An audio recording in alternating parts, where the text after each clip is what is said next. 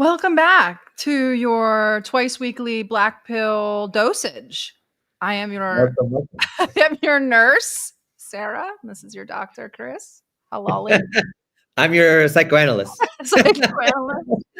Um, it is black pills all around. We are now 2 years into the Gaza genocide, and we will talk about that much more later.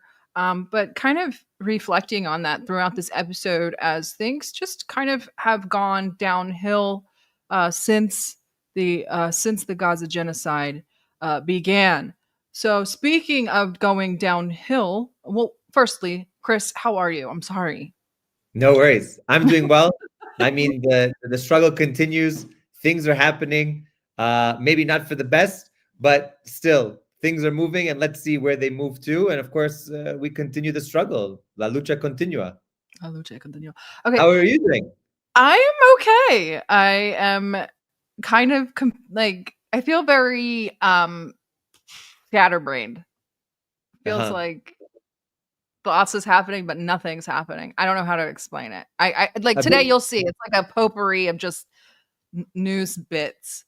it's like But first I nebulous, wanted amorphous. yeah, I wanted to ask your opinion on the Nepalese demands from the Gen Z. See, I've been seeing this trend in the United States a little bit. A few of my MAGA friends have said, they've been kind of talking up this Gen Z like awakening in Nepal.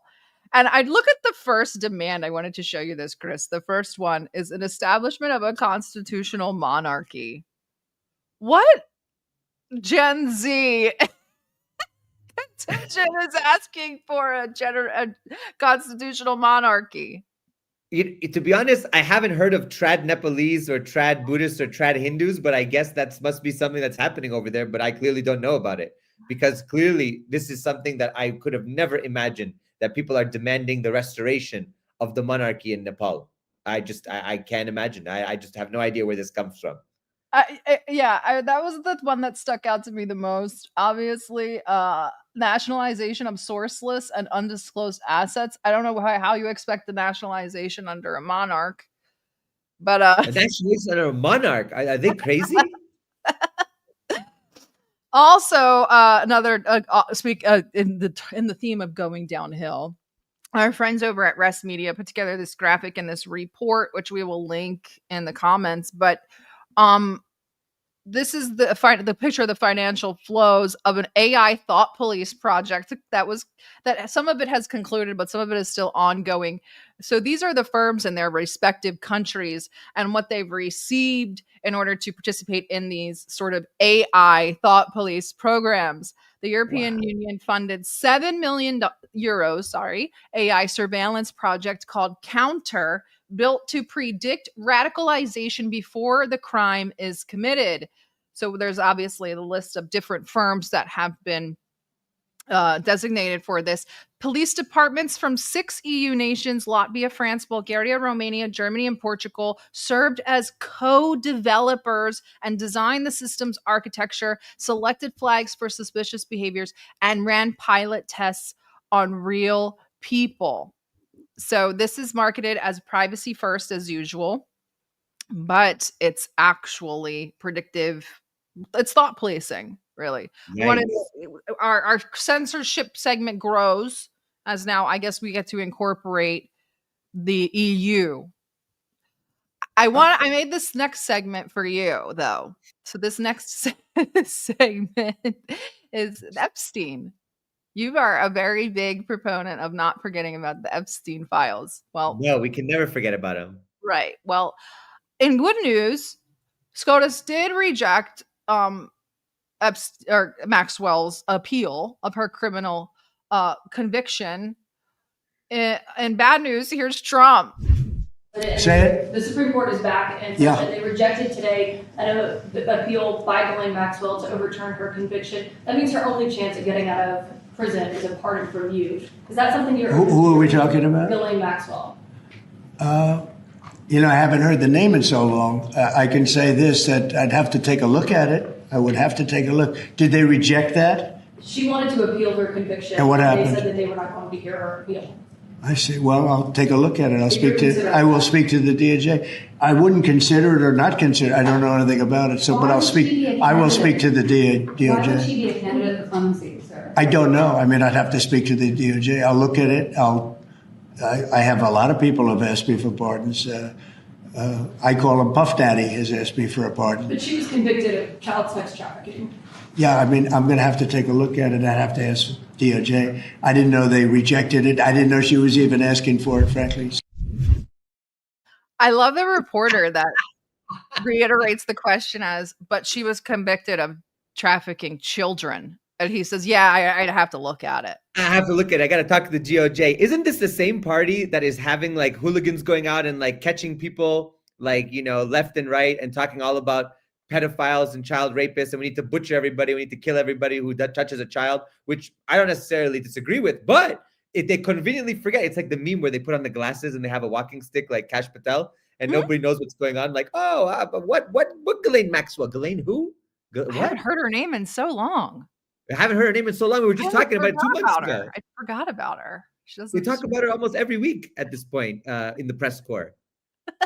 It's, you know, it's like okay, I gotta say this. It's like the grandparent that always is like, oh, I'm losing my hearing. Then you have a private conversation 3 rooms away, and next thing you know, they're on the phone telling other family members what they heard. My nana. That's my nana. That's it. What? That's it. Speaking of old age and amnesia, here's Pam Bondi. Well, first of all, I have a bone to pick with MAGA. You guys were yes queening and like slay sister all up and down the timeline yesterday. You are just like your shit lib counterparts. They're like, Pam Bondi, and they didn't even get that I was like trolling them. Like, Pam Bondi just ended Durbin. And I was like, did he get fired? And they were like, no, he can't get fired. He's a senator. And I was like, oh, I thought she fired him. And they were like, no, she can't fire him. She's just the attorney general. I was like, oh, so she didn't end him then? And they're just like, They've become the dialectical opposite of the K-hive. They're now the beehive, right? They actually are the beehive.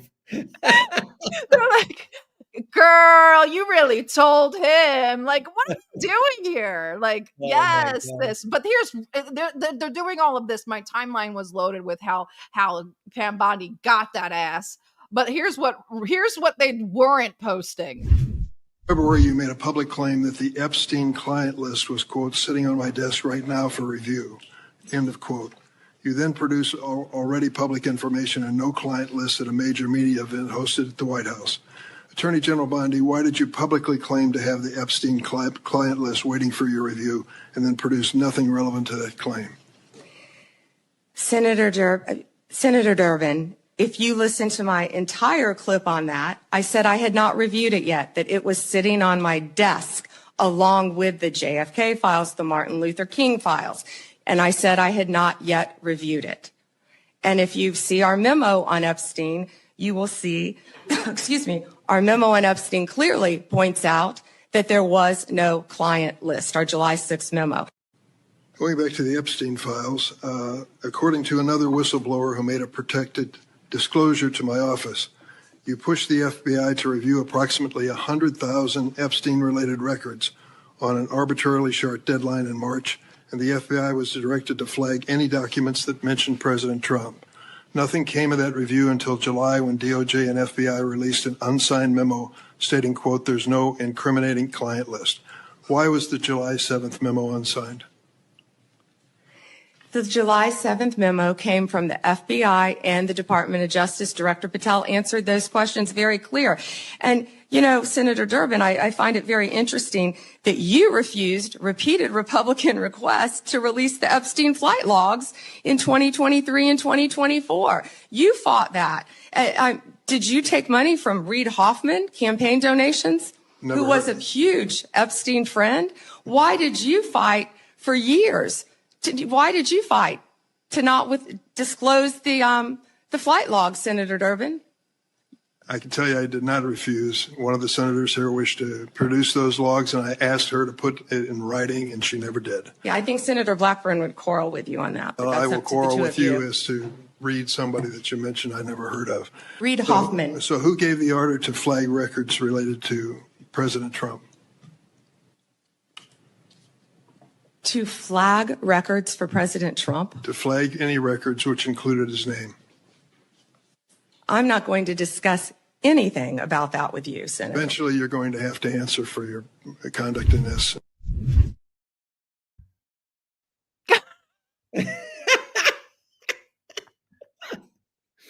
I mean, if that doesn't sum up the uniparty, I don't know what else does. They're going at each other for who's more friends with Epstein and who has more connections and is covering up more. I mean, they're all, it's one big club, as we constantly say. That should be our motto for the show. Exactly. The news came out, I think it was yesterday. They were like, this is a grave injustice. We've just uncovered that the FBI has been spying on Republican congresspeople. And then like civilian citizens were like angry about it. I'm like, why do we care that the government's spying on the government? I don't care. Like they've been spying on us for 25 years. The hell are you talking about? You're upset? Like these people are crazy.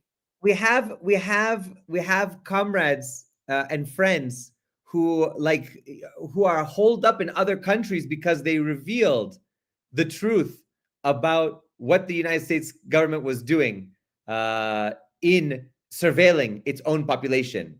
Do we remember somebody famous? Edward? Of course. Yes, Edward Snowden.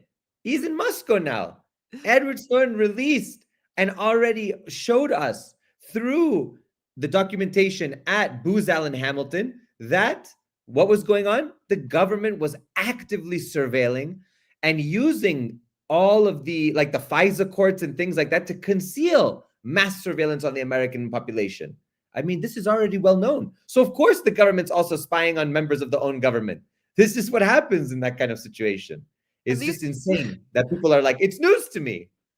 These people are crazy. Like, okay, Anna Paulina Luna is another one. Okay, guys, we have got to make a conscientious decision to not elect strippers and or streamers and or criminals and or people who change their name and hide their ethnicity, which is very strange to hide that you're Jewish. I don't understand that.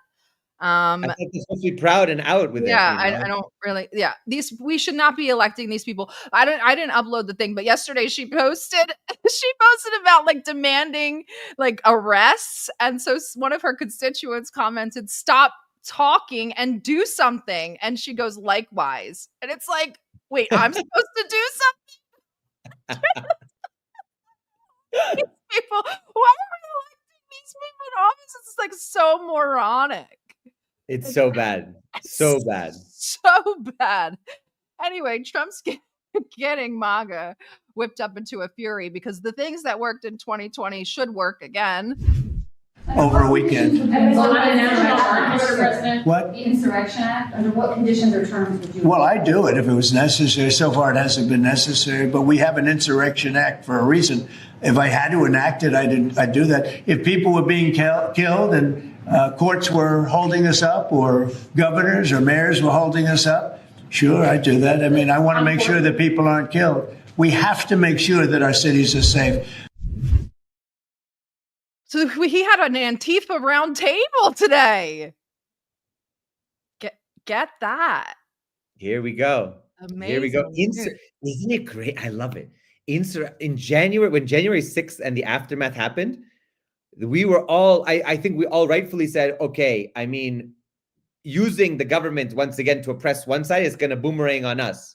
And everybody was like, no, fuck them. We're going to go after them, send them all to prison, Insurrection Act, this. Let's go to look at Civil War laws and regulations and different doctrines that the courts had at that time. And let's bring them all back.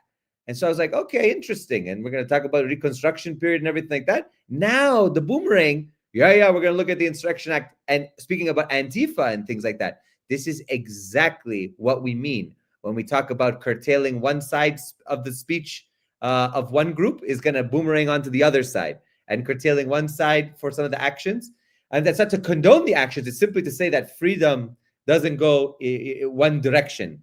It's got to be everyone or no one.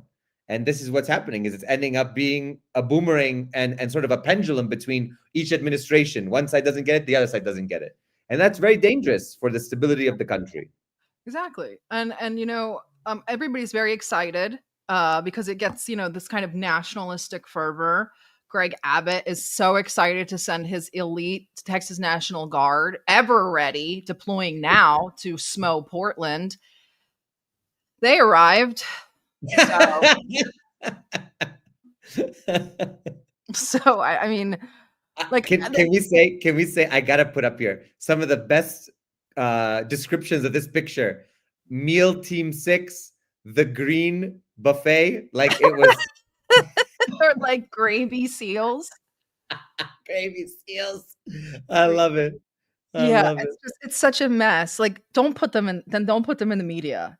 Like, you already knew this was going to be a high visibility event. Why are you putting these people in it just looks so bad. It makes it look so much more comical. And to add to this, the circus is absolutely in town. Here's the other Barbie. She's gone to Portland to participate in the SMO too.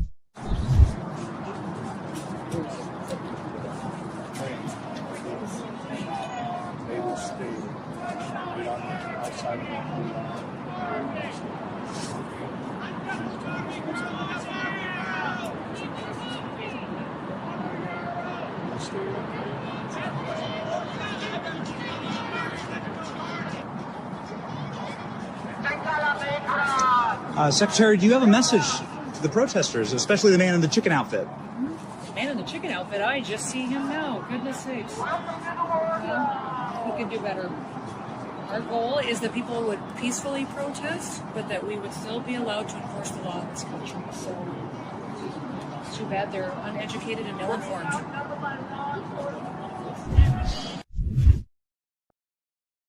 It's like you couldn't make a better parody if you were making a Hollywood movie. No, I agree. Secretary, do you have a message for the protest? There's 5 people there. This is supposed to be war-torn, violence-ravaged Portland. There's a dozen people there. Secretary, do you have any message for them? And the man in the chicken suit? This is my life.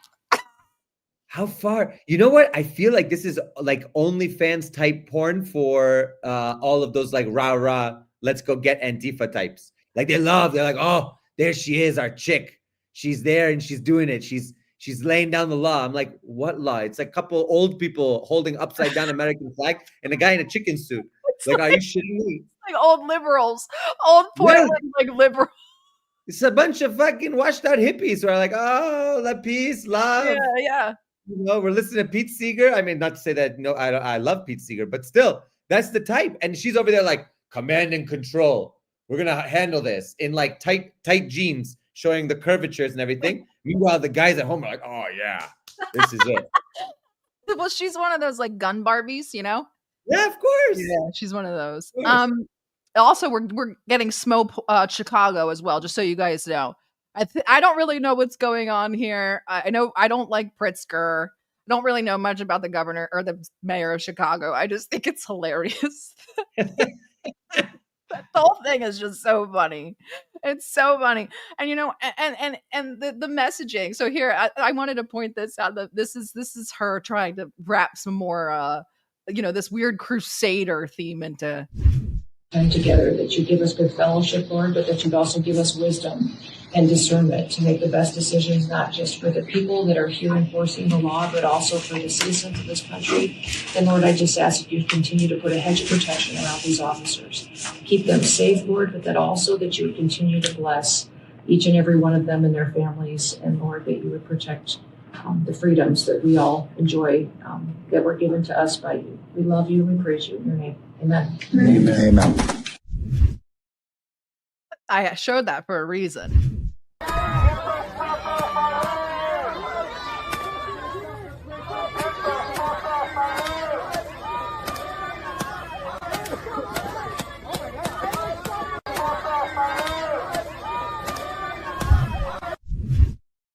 That's a priest. So while she's praying with the officers in the conference room, a priest is protesting, which is what Christian priests do. I don't know what people were like, why is he there? I'm like, that's look at any protest around the world. Look at Armenia. The Armenian protest was led by a priest anyway, regardless. And it's Reverend David Black. There's been some rumors that maybe he's like not the greatest priest. He's not that orthodox, a little bit of support for the LGBT, but that's not here. That's neither here nor there. I don't want to hear it. There's a priest there the guy in the head. They specifically shot the priest. There were another 10 people there. Not that they should be shooting anybody in the head. It looks like in the head. I mean, this is a headshot. They hit him, and he is. So this happened in recently. It happened the other day. It was in Broadview, Illinois, which is right near Chicago. Other pastors have been targeted by ICE. Apparently, these enforcers. I didn't know this until I started looking into this guy today. So he's a Presbyterian reverend. He was there praying, and he was shot with a pepper ball. United Methodist pastor Hannah Cardin has been arrested. A Jewish cantor, Adam Gottlieb, and Rabbi Michael Ben Youssef have all reported being arrested and assaulted. And Reverend Black is now a plaintiff in a lawsuit against DHS and ICE in violation of his First Amendment and Religious Freedom Restoration Act. So I'm not really understanding the conflicting messaging. Well, can we I first want to go back to the original clip. Can we talk about, we don't talk about separation of church and state that much anymore. We don't talk about the fact that the United States was not founded as a Christian country. And in fact, the framers, the founding fathers, in their first major international treaty with the Barbary pirates and things, and with Tripoli, basically said, the United States is not at war with Islam, and we are not a Christian country. They wrote that in the document. You can go find it. It's in the records of the State Department and everything. It's a public document. I mean, that was one of the first major treaties and one of the first major engagements after the Revolutionary War. I mean, George Washington has an entire monument, national landmark to his Masonic heritage and the fact that he was a Freemason. The ritual to how would we say it? The ritual to consecrate the construction of the U.S. Capitol building was a free Masonic ritual, not a Christian ritual. Correct. Just FYI, so everyone knows. That's just a historical fact. I'm not saying there's a conspiracy or this and that. That's just a historical fact. Freemasonry was a powerful organization at the time, and many people were members, and there you have it. So this BS that somehow is a Christian country and everybody's got to leave because now we are enjoying we're watching public individuals who are running for office burning Qurans. I mean, oh my God, she blocked me because I told her we should deport her. We should deport her. Carolina Gomez. Yeah. Lady was like, she went to the UK and like pretended she was like a celebrity here. With Tommy Robinson. The worst part is Laura Loomer today also wrote and said, we should ban all Muslims from public office. We should ban this. We should ban that. I'm like, oh, so we're just going to get rid of the First Amendment. At least the truth is coming out that this side doesn't want hilarious that it's coming from one of the staunchest, most maniacal Zionist Jews. We should not let Muslims run for office. Okay.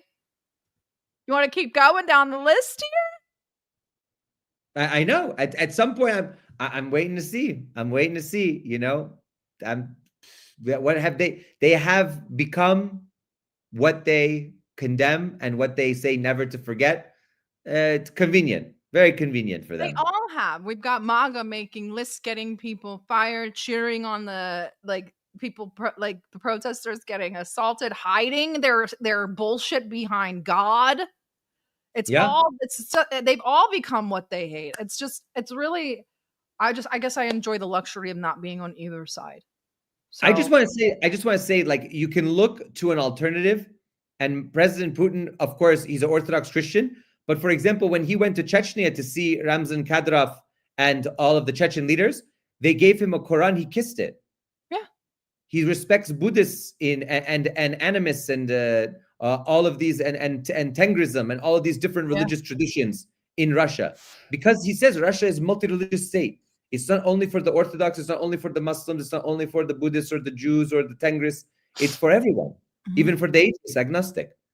I think that's so important to recognize. But clearly, he's somehow the authoritarian, this, that, and the other, and somehow the American administration, which is openly, has sections of it openly calling for the erasure or the blocking of certain groups of people and openly praying in government offices and things like that.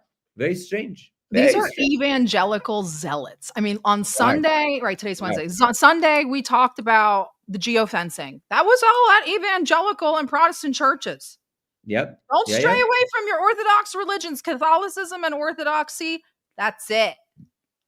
The reason why they keep saying, oh, this is a Judeo-Christian endeavor. It's a Judeo-evangelical endeavor. It's not a Judeo-Christian endeavor. I'm not going to say what my Orthodox grandmother from Greece used to say about a certain group of people, but let me just say, there was nothing like Judeo-Christianity for her. And if you go to the Holy Week services in the Orthodox Church, it's pretty clear in the prayers and in what the priest says about this certain group of people. It's just a fact. I didn't do it. It's in the Bible. What can I say? We did get exclusive footage, so I just want to give you guys a content warning. This is some footage from the violent riots in Portland that happened last night. But Portland is unbelievable. What's going on in Portland? The destruction of the city. Well, I'm going to look at it now because I didn't know that was still going on. This has been going on for years.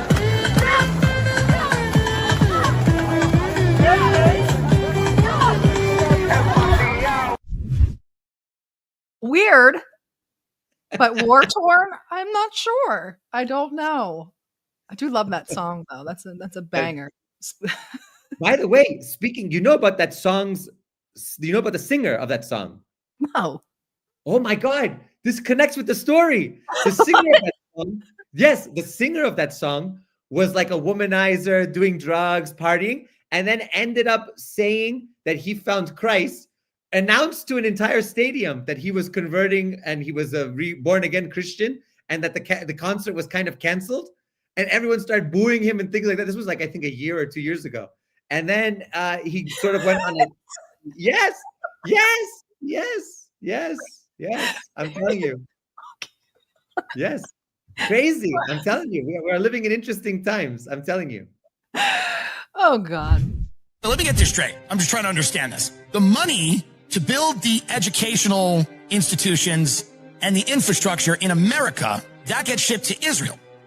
The Marines and the National Guard get sent into the cities where that money could have been used to better the lives of the people.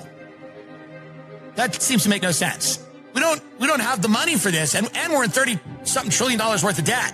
So why we're continuing to throw money at this has to be explained to you by an influencer, an army of influencers. Because anyone would just make the argument that this is insane. Like a 9-year-old would be able to forget Jews, Muslims, the Middle East, Christian, who cares? Just the facts on the ground of this country. Our military general, Pete Hegseth, the tough guy from Fox News, is going, we want our generals to be thin and not have beards. How about we run our own country, Pete? Wouldn't that might be good too?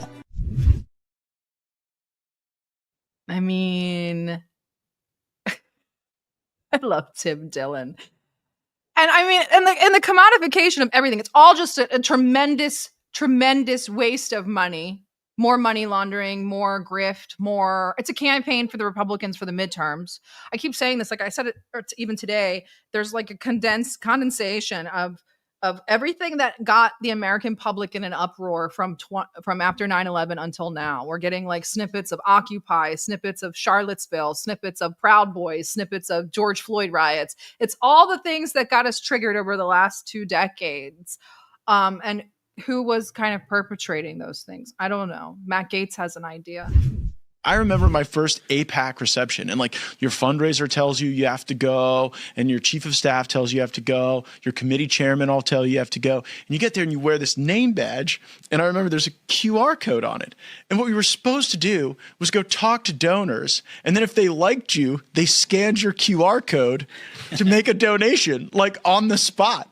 And so this, can you just imagine how demoralizing that is to like be told that your job for the next several hours to go chat people up, hoping they would scan you like a can of tomato soup on the way out of the meeting. I mean, it's literally purchasing. Right. And so I saw that and I was like, wow, that is so freaking weird. Everything's for sale here. Absolutely. They're running around like orphaned puppies at an ASPCA function. Take me in. Take me into your APAC harem. They really, the thing is that they have these meetings, and even for they have these meetings, and it's really just an opportunity for it to be a one-on-one with individuals, high-powered individuals, VIPs, who basically will say, what are you going to do for us? And you go there, you say, I support and defend the people of here, and I support and defend you, and I'm gonna vote this way on every bill that comes related to you. And they're like, good, thank you very much. Boom, here's donation. That's it. I just find it so, and I don't think that people really take into consideration the kind of well, you're the psychoanalyst here, but that the kind of psychological effects this has on people, or what kind of messaging that sends to somebody. You walk around this meeting with a QR code on you and schmooze and booze until people give you money. Yes. Instead of offering, blowjobs and hand jobs, you're offering, Tomahawk missiles and 2,000-pound bombs. Yeah, exactly that. You're literally a prostitute. And what message does that send to like a junior congressperson like Matt Gaetz at his first APAC function? None of this is serious. All of this is for sale. Everything that you look at is for sale. Everything's for sale. Everything has a price. That's one thing I learned very clearly throughout my time getting involved into politics and things. Everything has a price. It's kind how of much you willing to pay. I mean, we talk about dystopia and like how like, oh, you're going to have a barcode. Our Congress people already do. They have to walk around and beg for money with a barcode on them. You know it. By the way, the barcode thing is interesting because, there used to be a really big underlying conspiracy theory that the barcode was like, the mark of the beast. The mark of the beast, right? The sign of Satan and, the Antichrist and things like that. So if my grandmother, my little Orthodox grandmother from the village were here, she'd say, all of them are part of the Antichrist. And you know what? She wouldn't be that far off. This is the mark of the beast. Speaking of the mark of the beast, we have stayed away from the Charlie Kirk thing. One, I don't really want to jump into the fray and be kind of mixed up with everybody. And two, I don't know about you, Chris. I am a much more of a sit back and wait for more information person. I do not like jumping the gun like at all. So I kind of stayed in the background and just sort of watched this play out. And you've had a couple of opinions on it, haven't you? I mean, ACP has kind of been embroiled in it quite a bit. For sure. I mean, if you think about who stands to gain, and we're always thinking about, who is going to benefit from this, I think that it only points in really one major direction, maybe with a few offshoots, but it generally leans toward one general tendency. And I can't really imagine the alternative at this point, because the alternative, to me, it's way too complex. Like if you think of Occam's razor, the complexity and everything that has to go into this, it just seems much easier and much cleaner to say, of course, this group did it. It benefits them now tremendously. And you've seen, I mean, if you think about it if this is why I would say this, if Barry Weiss wasn't going to CBS, if Van Jones wasn't spewing his bullshit on Bill Maher, if all these people weren't going on the Charlie Kirk show and Erica wasn't sending 1 million emails for asking for money, and now you have this influencer. That's where I'm at. Right. If all of this stuff didn't happen, and I would have let it lie. All right. Okay. Maybe this fan of trannies and things like that went and shot him. Although I still don't believe that this person was capable of pulling off this kind of operation in less than a week. I don't. Because he wasn't military trained. If he had been military trained, I could understand it a little bit more. But he had no formal military training, no formal sniper training. Okay. That aside, I think that everything that's happened since then, yes, it really makes me feel that there's been a concerted, organized, and structured effort to push the narrative in one direction, to dismiss the others, and then to capitalize on this, right? Never let a good crisis go to waste. Right. Another slogan of our show. And start taking over everything. TikTok. Correct. Taking over CBS. Taking Correct. over, buying the free press, buying this, buying that, having their people go out there, talking to influencers. $7,000 a post that we now know. I just think that there's something at work. Something at work. I've been looking through and I'm a facts person. Well, I shouldn't say that entirely because I'm also very intuitive. And as the first live statement from Erica Kirk, I was like, I have a yucky feeling. Yeah. And ever since that, everything that I watched from her has given me a worse and a worse feeling. And I've dealt with inauthentic sort of bless your heart type of evangelicals and those sort of people in that sort of corner of the United States. And it's just, no, there's something else was off-putting about it. And I'm very much, and I've been looking through the FARA filings because people are saying, oh, they offered him money. They've offered a lot of people money since March. There's been a concerted campaign to give people millions of dollars for these sort of propaganda campaigns, private entities and whatnot. So the thought that they offered him money is not out of the question. And maybe he did decline it because he didn't want to be controlled. I was like, somebody better come out with some hard evidence. And I was giving to Candace and her people a lot of shit. I just said, I'm fine with whatever she wants to say. I just think that she needs to produce some receipts and I'll be back on. And that's exactly what she did. So let's see. Take a look. So Charlie writes in this group chat, just lost another huge Jewish donor, $2 million a year because we won't cancel Tucker. I'm thinking of inviting Candace. Somebody writes, oh. Charlie writes, Jewish donors play into all of the stereotypes. I cannot and will not be bullied like this, leaving me no choice but to leave the pro-Israel cause. And somebody writes, a donor writes, please do not invite Candace. That might feel good short term, but it's not good long term. In my opinion, like all groups, you're going to get a wide variety of opinions. That nasty free will thing that God bestowed on us makes life frustrating at times after the dust settles a bit, maybe. So again, this is 48 hours before Charlie Kirk was assassinated. He was very clear and he was very explicit, and he did not back down, not in that Hamptons meeting, which they're all lying about, nor in this text thread. I'm not going to reveal the names of the other 7. Actually, you know what? I disagree with myself 4 seconds ago. Let's just throw in Josh Hammer for funsies. He's on this chat, okay? The receipts and the name drop, I figured they would say she made the whole thing up, but... Started this show to address some of the things that have been going around on public, namely about a group text chain that has been made known and released by Candace Owens. And I just want to address it head on because... that was a screen grab that I had shared with people. So it is authentic. And I want to go into it because I actually am really excited that the truth is out there. Okay. So I wouldn't put myself in the same category as Charlie Kirk. Nobody's ever approached me with money to pay me to say anything. It would take a lot for me to say, I'm abandoning the pro-multipolarity cause. It would take mountains. And if that was my conviction. And I'm saying that multipolarity because that's probably my secondary or tertiary most near and dear to me issue. And I think for Charlie Kirk, Israel was probably quite close, near and dear to his heart at one point or another.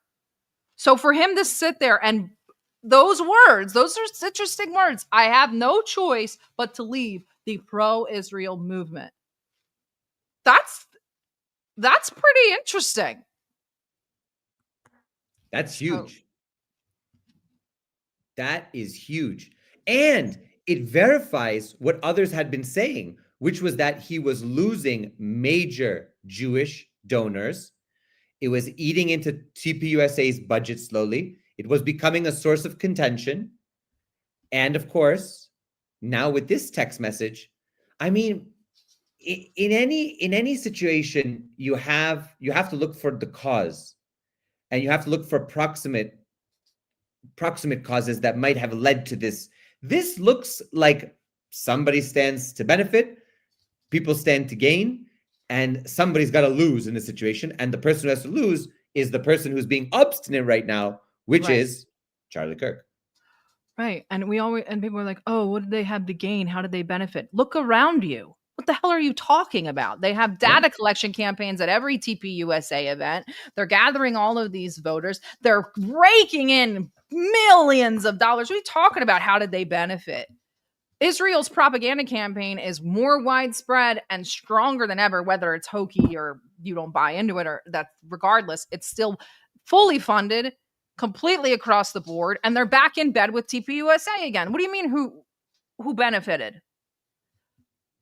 I will say this. Tyler did not kill Charlie Kirk. There is no effing way. Do I think Israel did it? I don't know. Do I think the United States did it? I think it's more possible. These people, this is also the guy that's speaking now. First of all, it's nobody's saying it's so weird that you're doing the Charlie Kirk show and none of you are Charlie Kirk and nobody knows who the fuck any of you are. Like, this is weird in and of itself. Second of all, that's the guy that took the SD card out of the camera behind Charlie Kirk after he got shot and never turned any of the information over. So why am I listening to this man anyway? And then and why is Candace the one that's now pushing out more information and these people are authenticating it while they're on Charlie's show? Like, they're literally like broadcasting live from his friggin' grave, verifying tweets that are actually corroborating what Candace is doing and investigating, and you're just on his show talking about memes and shit. Like, what? We live in a bizarre world where people think that this is normal behavior and people are making excuses for it. It's so crazy. To me, it seems surreal. Like, I mean, my psychoanalytic stuff, I mean, it seems like a schizophrenic type situation here. You know, we really have some real psychosis. But that's the world that we're living in right now. And we're living in, you know, people are always joking about 2D, 3D, 4D, 5D chess. I mean, the Ds are now exponential at this point. Who stands to gain? Who stands to benefit? What's going on behind the scene? Who knows who's taking each other out? I don't know. But I do know this. It wouldn't be the first time that this alliance and intelligence network did something like this. We know their track record. We know their track record. And I'm finding it interesting that she drops Josh Hammer's name. Let me show you guys this really fast. This is from Sam Parker. I don't know if he was the one who discovered it or what, but it's on full screen. Can you guys see that? So this is the day before Charlie Kirk's assassination. This is Josh Hammer. He's in that text message group chat. That's a WhatsApp group chat, by the way. People thought it was Telegram. It's not. He on September 9th, 2025, he finds a tweet from Donald Trump from 2013 about public execution and puts based 2 or 3 hours after Charlie Kirk is pronounced dead. He writes public execution. What the hell is up with these people? This isn't normal behavior regardless. I don't know. Are we living in like a Dan Brown novel? Are these all like, you know, is this like yeah, is this like a fucking, are they giving signs and signals to somebody else? Is this, you know, when we go one, we go all, like some QAnon types? I have no idea what's going on. What I can say is there's way too much influence by Israel over U.S. politics and U.S. Government authority and control and our spending and our military. There's way too much corruption at the top in the U.S. And overall, the entire Western system is absolutely decadent, degenerate, and needs to be wiped away. That's it. That's what I can say. And I can say that with a clean heart and a clean slate. That's just the fact. This block is the contemporary Axis for us. Yeah. This is the Axis powers. That's true. Don't worry. Anna Paulina Luna is running around letting everybody know that China is actually the one that killed Charlie Kirk and that she's going to get to the bottom of it. And it's good that she's running cover for Israel because we got this coming down the pipeline. Iran is developing now ballistic missiles that are intercontinental ballistic missiles for 8,000-kilometer range. What does that mean? They add another 3,000 kilometers, and they've got under their atomic guns, the New York City in target, Washington, Boston, Miami, Mar-a-Lago. Okay? So that is a very great danger. You don't want to be under the nuclear gun of these people who are not necessarily rational and who chant death to America. Weapons of mass destruction. Back Why do again. you look like Smeagol, my precious? We're back again. We It are never so ends. back, baby. We are never so ends. back. Get Scott Ritter. Get Scott Ritter on the line.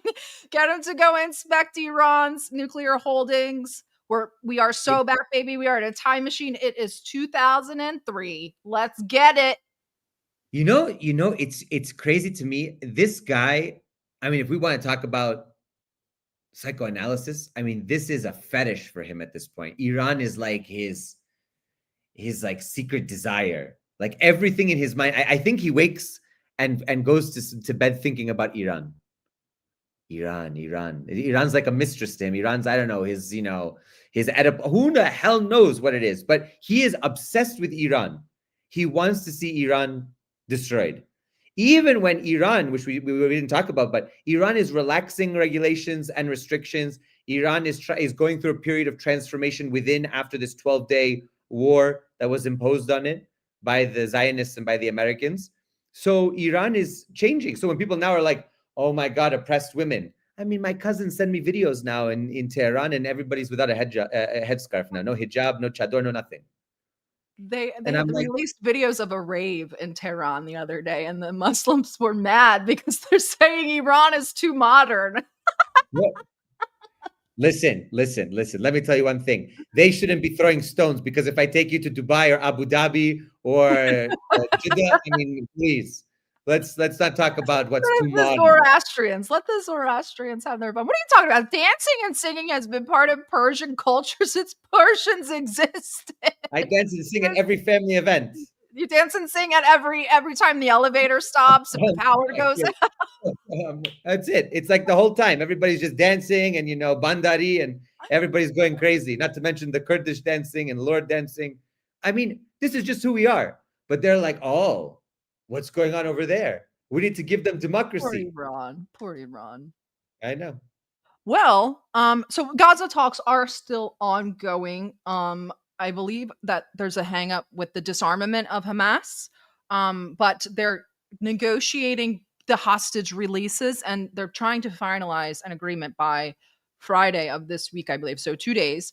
Rubio is reportedly skipping a Paris meeting organized by France to discuss Gaza's post-war future, because Israel reportedly pressured the Trump administration not to attend, arguing that the Paris meeting could undermine the Egypt-based negotiations and divert attention from the Trump-backed plan. That's okay. And we just listened? Why didn't you go anyway, Marco Rubio? Oh, we know why. We know why. We know. Bibi, on the other hand, has cleared his entire schedule through the weekend, which is quite unusual. And then Trump again at the Antifa roundtable that we weren't invited to. He was just dealing with people from the Middle East, our people and other people, on the potential peace deal for the Middle East. Peace for the Middle East. It's a beautiful phrase, and we hope it's going to come true, but it's very close. And they're doing very well. We have a great team over there, great negotiators, and there are unfortunately great negotiators on the other side also. But it's something I think that will happen, got a good chance of happening. I may go there sometime toward the end of. Trump's going to go to the Middle East. This is not good. I don't know that this is a good sign. Or is it? He's on the move. I don't know. It remains to be seen. Listen, at this point, what Iran is to Netanyahu, the Nobel Peace Prize is to Trump. It's white whale. It's his Moby Dick. This is Moby Dick, like on the cruiser, like, let's get it. It would actually be really smart for him to go to the Middle East and make this appearance for his little Nobel Peace Prize bid. Can you believe that Alex Navalny's wife is who's beating him? Like, clown my world. God. It's Trump and Alex Navalny's widow. Oh my God. What kind of world are we living in? I just don't. For the Nobel Peace Prize, you could give it to the children of Gaza collectively. That's what you should do, or you should give it to Ansarallah. That's what Give you it to should Ansar Allah. You should give it to Yemen. Yes. But no, we're going to talk about Navalny's widow, and she was cheating on him the last couple of years anyway. I was about to say, well, wasn't he in prison and she was, frolicking around with other guys and yoga teachers and shit like that? And Trump. At this point, I say give it to Trump. Please give it to Trump. Maybe all of this can end. All of this nonsense, this fakery can end. And I really don't feel like hearing about Alex Navalny's widow. Oh God. Oh, and Again. you know that's only going to be to upset Russia and to cause tensions again. And here we are. Here we go again. That's the only purpose. Let me ask you a question. What has she done to deserve the Nobel? That's the thing. I'm like, not only has she not done anything for peace, she hasn't done anything at all. Like, what has she done in the last year? I don't even remember a news story about her. I don't know. I don't know. I mean, it's crazy to me. Crazy. All right. Last piece of bad news. A report came out yesterday from Quincy Institute, who I really love the Quincy Institute. They're fantastic. The people there are great. Good work. They do good work. They do really good work. Aid to Israel for the last 2 years is now topping $31 billion. Where the hell is Doge? 17.9 billion last year, 2024, 3.8 billion this year. Biden's final month of office, his administration rushed through 8 billion in deals. Trump approved another 10 billion. Like, this is just, I don't want to hear anything. You know what? 30 billion in 2 years. What else is there to say? $30 billion to a small apartheid state that is actively stealing land in violation of international law, and of course, for the past 2 years, committing a genocide. Do not forget, people, they have free healthcare, free college. Some of the settlers live for free. I won't say all of them do. Not all of them do. They enjoy the benefits that you do not. Their infrastructure is second to none. Their highways are gorgeous. So, I mean, I don't, this is disgusting. We're sending National Guard people into Portland. Our infrastructure in the United States is 70 years old. And we saw the video, by the way, last episode about the new bridge in China. That's a freaking restaurant on top of it. They made it into an attraction because people wanted a bungee jump off of it. And they're predicting that they're going to make back everything they spent within like a year or two because people won't stop going there for tourism. That's right. So see, you know what? You got to hand it to them. They know how to run a country. And, maybe there is something to be said about a centrally planned economy and state control over industries and, I don't know, something about socialism, communism, whatever. But in any case, the main thing is this. The United States continues to have its treasure siphoned off to basically prop up a dying empire, just like the British was, and to help this little ethno state carrying out its vision for its greater expansion and project. And I want to say, not only do they enjoy free healthcare, free this, free that, whatever, there are hundreds of thousands who enjoy not working because they are studying the Torah and the Talmud all day. That's what they do. They are professional. That's their style. And I think that I don't have a problem with that, but why should I pay for it? If you pay for it, no problem. I hope you study all day, every day for the whole life. But why should we fund that when our cities are collapsing, our infrastructure is collapsing, there's chaos, there's drugs, there's things like that. By the way, we're not going to talk about the drugs on this episode, but we know who the biggest drug dealer is. It's the DEA and the CIA. So let's just throw that out there. So you see this, you see what's happening here. You see, and did we ever have Elon Musk go out there with Doge and say, well, why is all this money going out there? No, it's like a sacred cow. You can't touch this. You can't. If you touch it, you're un-American. But then un-American. No, you can't touch it. It's absolutely, it's bananas. I had something else to say, but I forgot, so I'll just let it go. It'll probably come back to me after the. But we have to now, if we're thinking about the future, if this deal goes through, the United States will probably commit even more money, and even more will go to what's already been done.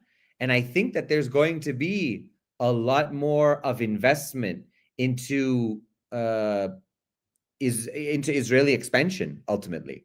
I know that he says annexation is a red line for him. I don't believe him at all. No. But I think that what's going to happen is, under the guise of military and infrastructure aid, and especially after the 12-day war, they're going to ask for even more money for protection, development, things like that. Oh, 100%, 100%. Oh, now I remember what I wanted to say. This is more of the same wealth transfer that we've been seeing. There was a great deal of disaster capitalism with the Iraq War. If you guys haven't read Shock Doctrine by Naomi Klein, that's a really good place to start. Then COVID was another set of disaster capitalism and the largest transfer of wealth in human history. And now we're watching another transfer of wealth very quickly with this purchasing of AI and the AI space race. And we talked about HR 4779 last episode, but now Maze is in the audience. So Maze is on the hook to teach you guys about it. She'll have to come on the show at some point, because I don't read House resolutions. They confuse me, and I don't like reading jargon. But 4779 is very scary. It's more legal funding for more Israeli ops inside of our country. So it really, like, it never ends. And but yeah, I think that's all I have for today. You look tired. Well, I just want to say, I mean, I think life is just tiring now, and everything, all the cycle of news and everything. But I want to say that we need to keep on top of this. We need to not stop talking about it. We need to not let it get memory hold, because the problem with the United States that other countries don't necessarily have, especially in some of the older civilization states, is we have no real long-term historical memory and comprehension. And I keep saying this, but Gore Vidal was right when he said it's the United States of amnesia. And we really need to continue to talk about this in our spaces, on social media, in public forums, with our families. We need to talk about it because we are in another moment like 2003, and you're absolutely right. And once again, the American people are being led to the slaughter. And now the problem is the control that is being asked of and being given to over people's data and information and monitoring them and surveilling them is something that in 2003 would have been a dystopian novel. But we're there. We really are there. And we need to keep our eyes on it, and we need to hold them accountable for this, because otherwise we will have no real social spaces by which to speak in alternative ways. And those spaces are slowly going to get more constricted and more constricted. And not only that, they're going to get surveilled, demonetized. People are going to get deplatformed. Once again, you're going to have the flooding of their disinformation, which is the real disinformation, and it's going to once again impact people who are not privy to the history and to what's going on. We have a very important duty, and I think everybody is a part of that. Really, everybody's a part of that. So nice. So super chats. Thank you, Hummus, as usual. Thank you for being a member, and thank you to our Serbian family. Kosovo is always and forever will be Serbia. We will see you guys on Sunday, hopefully. Yes. Yeah, I hope you guys enjoy the rest of your week, and try not to fall into the Oracle black hole. Stay safe, everyone. We'll see you soon.